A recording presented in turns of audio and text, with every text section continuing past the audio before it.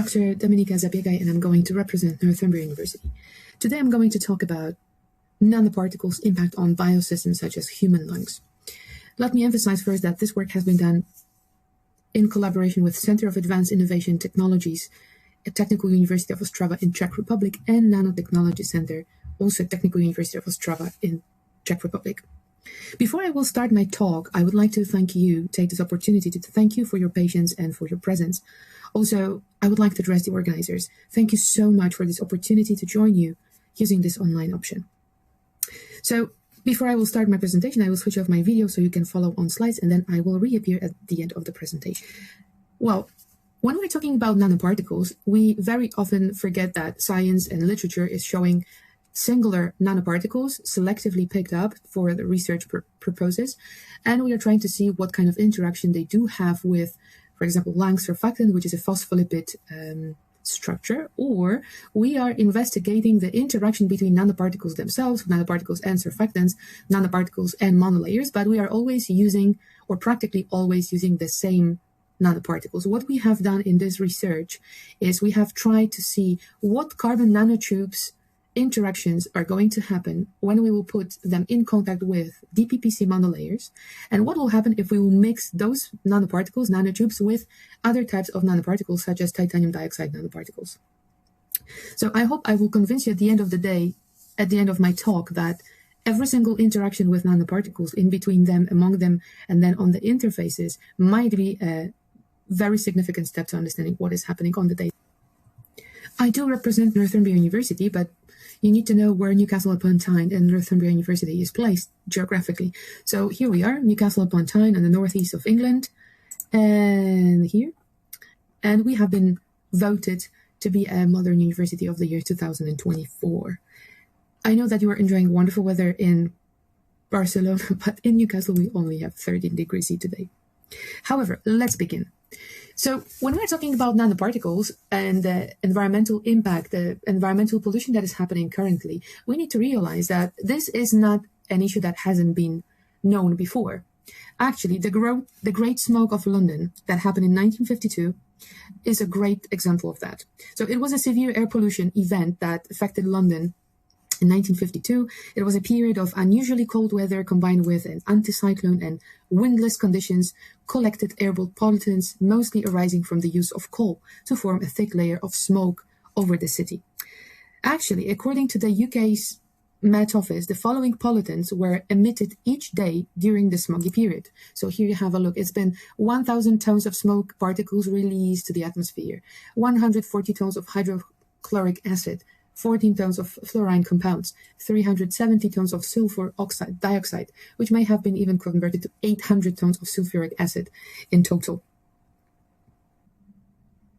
You can imagine the situation in the city at that time. As the death toll mounted, undertakers ran out of coffins. More than 100,000 of people suffered the health problems, such as bronchitis and pneumonia. The number of fatalities a few weeks later has been calculated to be around 4,000. Some estimates suggest a further 8,000 may have died in the weeks and months after that, but the present day, the estimates rank the number of deaths to happen to be around 12,000. So how impactful that situation was in 1952. If we move further to current days, we will notice that just in the UK, on the annual basis, 36,000 of people is dying because of their lung cancer.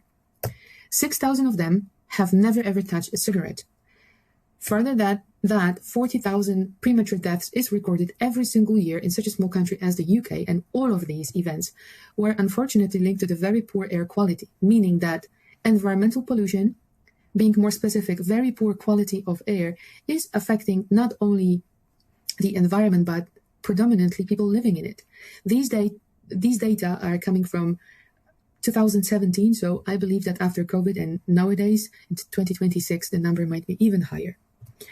I would like to explain to you my perspective of looking into that and how can we actually check the interaction between nanoparticles and the situation that we have in our lungs. To understand how nanoparticles are interacting with such a complex system as our lungs, we need to have a look on their structure. So lungs, they look like foams. They are metastable materials, soft matter materials. Basically, they are sacs filled with gas.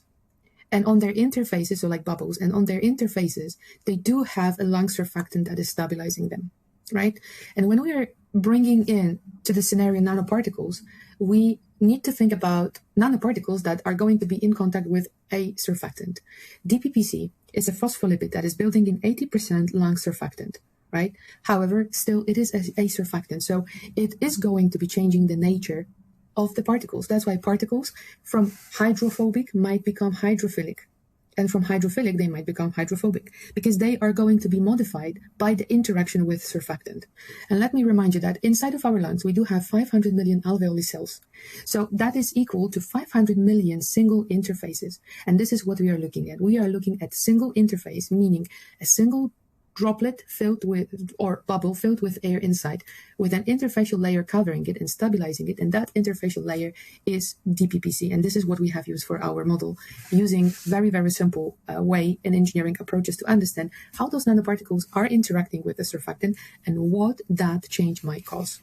Actually, we have used the same instrument, and this is the profile analysis tensiometry. However, we were trying to see what is happening in the interface when we are having everything in equilibrium, and then what will happen if potentially we think about a patient that is moving. So what you are looking at is the pattern of breathing cycles. On your left, you see what is happening on the interface in equilibrium, and then on your right side, this is the breathing pattern that is simulating the range of breathing frequencies applicable to adults down to 5-year-old age group. What we have done, we have checked DPPC without particles, so bare surfactant, what is its behavior on the surface, and what is the surface tension. Very simple way of measuring it, using the bending bubble and trying to see how the shape of the bubble is changing, and based on that, through Laplace equation, we were able to calculate the real surface tension. Then we mixed particles with DPPC, and we were observing the changes. What happened on the right-hand side, we were looking for something like anomalies. So what you are seeing here are the surface area and interfacial tension. The surface tension is in blue, surface area is in red. Why we are dealing with surface area? Because when we are dealing with bubbles, we are not interested in volume. We want to see what is happening on the surface of that bubble, because if we would open it, it would be flat. And those nanoparticles, or whatever components we do have in the bulk, if they are surface active, they will go to the interface. So we are trying to see what kind of interfacial tension anomalies we are going to find, what kind of surface area changes we are going to see. What we are particularly interested in is, you see here the ideal pattern of breathing in and out, right? Sinusoidal one. What we are particularly interested in is to see some kind of shift. And if we will see that shift, if we will have any kind of delay in the response from the instrument, in the signal, it would mean that we do have attraction of nanoparticles. So from the bulk, they would go to the interface. But more importantly, we would see that that interaction is irreversible. Once those nanoparticles are actually brought to the interface, once they have started interacting among themselves on the interface, or between themselves and the liquid, in this case, DPPC, the surfactant, they are not going to be going back. So the interaction is irreversible. That's why it is so hazardous for our body, because if we are talking about nanoparticles that are, let's say, below 200 nanometers in size, they will have different functionalization, they will have different shapes and different sizes, but predominantly the surface functionalization is going to play a main role, because they are going to be interacting among themselves, plus they are going to be interacting with the surfactant that is on the interface. The particles that we have used, they were in 3 different types. So despite having titanium dioxide in more or less the same size, because both of those nanoparticles were in the size of, the average diameter was around 20 nanometers, they were quite different in shapes and the surface functionalization. So the anatase on your left, you can see the SCM pictures, was spherical, narrow, and we would say homogeneous. On the other side, the rutile nanoparticles were rod-like, and definitely they were not homogeneous. Not to mention multiple carbon nanotubes that were cubic, irregular, not homogeneous, and more than that, they were in length of 1 to 2 microns. What you can also see is surface charge. Anatase nanoparticles, minus 31.5 surface charge. Rutile, nearly no charge at all. And then carbon nanotubes, minus 49. Let me also bring one more information here. Our motivation for this research was actually based on the clinical studies that we've done with that Czech Republic group. And we have identified in our patients that despite living in different parts of the city, despite doing different types of jobs, all of them found themselves having aggregates of titanium nanoparticles, rutile and anatase, in their nasal tissues. So that sparked the interest, and we wanted to see how different they are from each other and why titanium nanoparticles actually found a place in their noses. That would actually confirm that the transport of nanoparticles from outside inside the body was happening through the inhalation.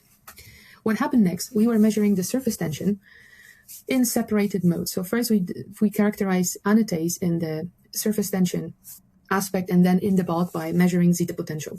So as you can probably see, here we have the surface tension just for pure water, and then surface tension value for DPPC without any particles. And when we were bringing particles in, we were trying to be as close as possible to the real environment, and we found out that the particles concentration that we are more or less breathing in one go, they are in the range of 0.01 weight% to 0.05 weight%. So that was our concentration that we were focusing on. And as you can see, we are dealing here with the hydrophilic anodized titanium dioxide nanoparticles with negative charge of minus 31.5. The interaction is quite visible of DPPC and those nanoparticles. We have a drastic decrease of the surface tension value. We would even be able to say that the depletion of DPPC from the interface is happening in this particular range of the concentration of nanoparticles. Because the surface tension value is increasing, that would mean that the molecules of the surfactant from the interface, from those bubbles, are going towards the bulk. That increase of a negative surface charge of anodized titanium dioxide is happening. Meanwhile, they are in contact with DPPC, because the bare nanoparticles, they do show the surface charge on the range of minus 31.5. We could definitely conclude from only those two measurements that the hydrophilic nanoparticles at the very beginning became more hydrophobic due to the interaction with the surfactant. And further increase of those nanoparticles concentration from 0.01 to 0.05 in concentration in the DPPC solution changes the nature of nanoparticles. So they are becoming hydrophilic again, and they probably have tendency of staying rather in the solution than going to the interface. Speaking about the rutile, the same chemistry of nanoparticles, we are putting them into contact with DPPC, and we can definitely say that, first of all, those particles are hydrophilic at the very beginning. However, they have no charge on their surfaces. Interactions of DPPC and titanium dioxide nanoparticles, rutile in this case, is confirmed. If we are having a look only on the interfacial tension here, you will see that from the range of the pure water and then pure DPPC, we do have DPPC with 0.01 weight% of nanoparticles in the range of 69, then is dropping with increase of the concentration of the nanoparticles, and then again the value of the surface tension is going down. That would definitely mean that those particles are becoming more hydrophobic and they are going to be on the interface. What is happening in the bulk? From that characterization using zeta potential and the surface charge, we can say that predominantly and on the very beginning nearly neutral nanoparticles are becoming more negatively charged. What is interesting in here is that DPPC on its own has no charge. So how is that we are having visible interaction between those nanoparticles and the lung surfactant? Additionally, we have stronger negative charge on the surface of those nanoparticles. And what is even more interesting is this part. When we arrive to the concentration of 0.05 weight% of those nanoparticles, we see clearly polydispersity of the surface charge of those complexes of rutile, titanium dioxide, and DPPC. If we will move to multiple carbon nanotubes and how do they interact with DPPC, the situation is even more complex. So again, we have pure DPPC and then DPPC when it's going to be in contact with carbon nanotubes in concentration of 0.01 weight%, 0.203, and 0.05 weight%. Hydrophobic carbon nanotubes at the beginning, they do show negative charge. Then the depletion of the lung surfactant is remarkable. We are seeing that particles after contact with DPPC, they do not show the behavior of water, but they are showing behavior that is mimicking the behavior of the surfactant. And then further increase of the concentration of the nanoparticles is bringing us unusual behavior of depletion confirmed by the increase of the surface tension value, further decrease of the surface tension value with increased concentration number, and then again depletion. But we can observe, again, polydispersity in the surface charge. We see 3 population of particles with different surface charge at this particular concentration. We were wondering why that might be happening. And what we actually performed was NMR. And we found out that, okay, we can confirm that for every single concentration, DPPC is constant, right? But the concentration of nanoparticles is increasing. So no particles in contact with DPPC. Those are the spectra that we are getting from DPPC on its own. When we increase the nanoparticles intake further, nothing particular is happening until we increase the concentration of nanoparticles to 0.05 wave percent. The vesicles, the so-called micelles of DPPC, are broken, and that is confirmed by NMR. So that would confirm that the presence of nanoparticles and increased concentration of those nanoparticles is affecting the domain of the DPPC, is disrupting the monolayer, apparently. That is visible, and that is starting to happen at the concentration of 0.05 wave percent of nanoparticles. So we wanted to try and understand what will happen if we will mix all of those particles together, because let's be honest, we do not breathe very intentionally separated types of nanoparticles. What we breathe is everything that is surrounding us. So we were trying to simulate what will happen if we will bring 3 different scenarios and we will mix all of the particles together. We have selected 3 breathing condition scenarios where particles are released to the environment, then are in contact with air and humidity, and then inhaled to our lungs. So the method number 1, particles were separated and dispersed in water. Then separately, we were adding DPPC to each one. And then the dispersion of separated particles dispersions, so nanoparticles of titanium and then carbon nanotubes in 3 different vials were mixed with DPPC, and then those dispersions were combined together. So you can definitely see the differences between those vials. So let's state that chemically these vials are exactly the same. However, the physical way of interaction of those nanoparticles is evident and is different. Nanoparticles mixed together using the method number 1 have been characterized under scanning electron microscope, and this is what we got. Titanium dioxide nanoparticles in anatase crystalline form mixed with multiple carbon nanotubes are creating something like branches. We definitely see carbon nanotubes here, and then when we're zooming in, we see the aggregation of those nanoparticles. Let me remind you that anatase was in a spherical, more homogeneous form, so we can see those aggregates in here. What happened with anatase mixed with carbon nanotubes using the method number 2, it's showcased here. We see that still the carbon nanotubes are bringing something like branches, T-branches. However, the aggregates of titanium dioxide has slightly different position here. They definitely changed, and rather than being localized more in the center, you see that they are pushed a little bit outside. And method number 3, anatase mixed with carbon nanotubes in the dry form, then created dispersion, and then DPPC being introduced, we still see that particles are creating something like branches. So evidently those are carbon nanotubes, and then the particles, titanium dioxide particles in the crystalline form of anatase, were pushed outside even further. Despite having exactly the same chemical concentration and chemical formulation, we see that those interactions are happening on a different way. So how the situation looks like from the surface tension perspective. We plotted all of the experimental data for method 1, 2, and 3, and we have realized that there are significant discrepancies happening in between those anatase and carbon nanotubes.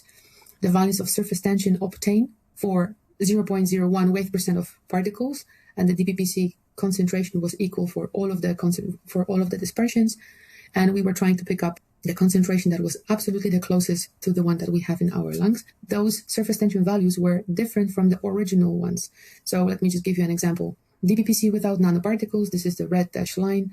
DPPC with anatase in here, DPPC with rutile in here. So we have depletion of the surfactant visible in a very remarkable way. And then DPPC with carbon nanotubes, for example, here. So we could say that the way how we were mixing them and the way how they were interacting with each other based on their size, their shape, and their functionalization on the surface was bringing us completely different values that we were expecting for the surface tension. So surface tension values for mixtures prepared with method 1 and 2 were quite similar, often could be considered even being within an error bar.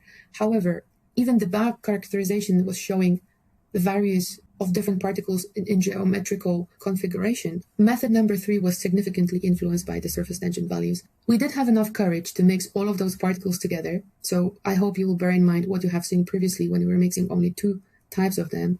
Here we have mixed all of them together, and what we have noticed were that we had an appearance of the third phase, needle-like, and this is how the dispersions were looking in the vials, and we have found something that was bringing us to some very long tube-like structures that were isolating some aggregates of nanoparticles. We didn't know what was that. We are still trying to confirm whether that could be some kind of impurity, some kind of contamination. However, similar structures were found in literature when rats were exposed to inhalation of carbon nanotubes, and meanwhile carbon nanotubes were injected to liver or spleen were not showing, evidencing any kind of cancerogenic activities. Meanwhile, when they were inhaled, they were showing the appearance of the third phase similar to this one. Then we were using method number 2. You see that the structure is slightly different. However, the appearance of the third phase, the needle-like phase, is still happening.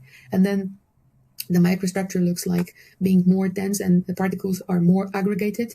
And this is how the dispersions were looking in vials. So significant difference between method number 1, chemically exactly the same, and method number 2 in here. So let me bring a couple of conclusions to you. The single type nanoparticles, they do interact with DPPC independently, and independently of their size, shape, or of the surface charge, or even the concentration. We think that there is a different mechanism that is happening in between them. Visible effects on the interface provoked by nanoparticles' interactions with DPPC. They have adverse impact on the single interface. So consequently, they would have impacted the whole lung structure in a large scale. The harmful effect of the nanoparticles can be hidden, and in this particular case can give even the stabilizing effect on the interface. We have not seen any precipitation in those droplets that we were measuring, those bubbles that we were seeing and observing. And carbon nanotubes, they do dominate the domain of DPPC and act as a core for other particles to be attracted and to be attached to on the interface. We also observe what you could see from the last couple of slides, that the fibers formation is happening like the third phase when we do have DPPC domain in contact with nanoparticles in the mixed form, and that could be a possible cause for the cancerogenic impact or for cancerogenic activities. One more thing can be concluded. You see this lovely gentleman on your right who has also studied at Northumbria University. The particle-particle interaction, each mixing method of the same system gives different value of the surface tension, and that actually confirms that particles are constantly rearranging. So geometrical configuration is not intact, is happening constantly, even though they are in the same conditions and they are on the interface. So what Sting was saying, every breath you take is different. And finally, the message to take home is like, you are what you breathe, so please do take care of yourself. Thank you so much for your kind attention, and if you have any questions, I will be more than happy to take them.